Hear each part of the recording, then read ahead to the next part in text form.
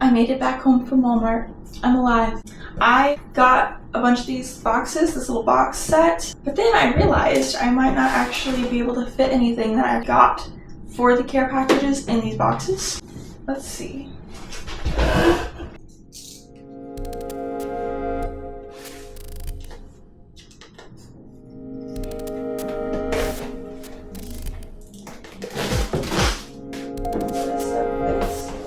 Oh my goodness, his stuff will fit in the box. Okay.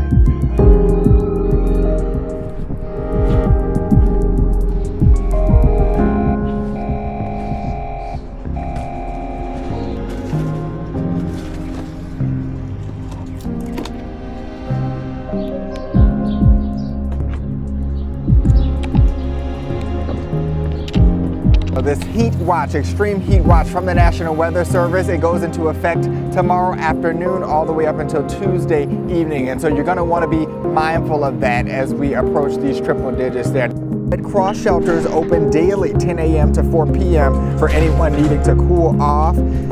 It's important to remember to keep those pets safe. Never leave them in cars. Always provide shade and fresh water.